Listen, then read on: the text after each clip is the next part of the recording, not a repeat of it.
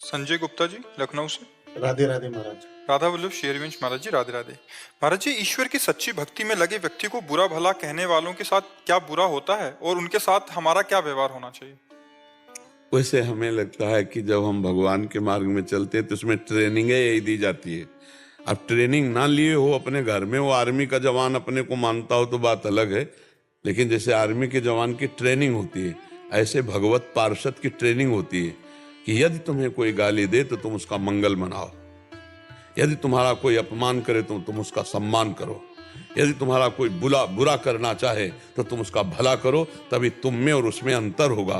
क्योंकि उमा संत कहे यही बड़ाई, मंद करत जो करे भलाई, करत जे अनसहन निंदक तिन्हु पै अनुग्रह कियो। जो हमारी निंदा करे स्वस्थ रहे, उसको कभी एक कांटा भी ना लगे।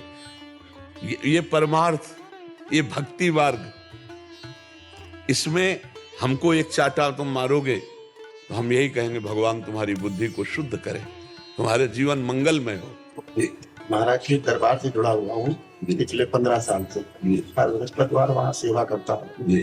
उस दिन मतलब मैं कहीं कोई काम नहीं लेता, वहाँ सेवा करता हूँ। तो वहाँ उस बीच में हमारे साथ ऐसा कई बार हुआ कि ऐसे अपशब्द ऐसे कुछ बोला गया, मैंने वो छोड़ा नहीं। मैंने वो जो मेरा जो मार्ग, बिल्कुल बिल्कुल बिल्कुल अपने मार्ग में चले, कुछ मत बोले। क्योंकि एक दरबार वो जहाँ सेवा करते हो और एक दरबार वो जहाँ से गाली दिलाई जा रही है, उसके हृदय में भी दरबार है, वहां से भी प्रेरित किया जा रहा है। वो आपकी परिपक्वता के लिए।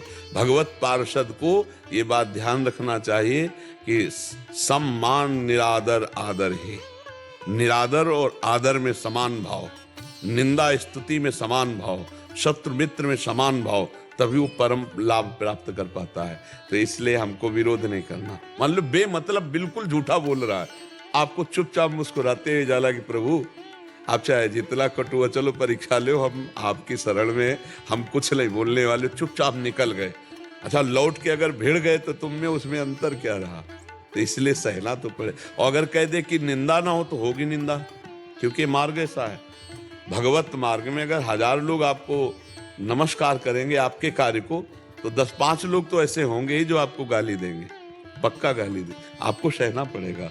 सहत सहत बाढ़े भगति गृह तन गुरु हितगार। जो सहन कर गया उसकी भक्ति बढ़ती और भगवान को प्राप्त हो गया। रावण ने लात मारी, विभीषण जी सह गए, राम जी से मिलन हो गया। वही चेष्टा बनी कि राम जी से मिलन हो गया, नहीं हो गया? तो इसलिए हमें लगता है हमारे शास्त्र जो आज्ञा करते हैं हमको वैसे चलना है। यदि हम परमार्थ में, हाँ ये जरूर है कि कोई हमारे इष्ट की निंदा करने लगे, हमारी निंदा करे तो हम सह लेंगे, लेकिन हमारे इष्ट और हमारे गुरु की निंदा करने लगे फिर हम नहीं सहेंगे, फिर हम घूमकर खड़े हो जाएंगे।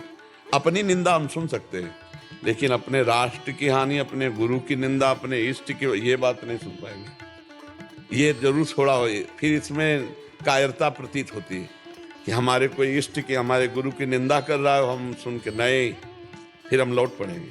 हमारी निंदा करो, हमारा अपमान करो, चलेगा, लेकिन हमारे इष्ट की, हमारे धर्म की, हमारे राष्ट्र की, हमारे गुरु की फिर समझ, फिर हम नहीं शांत।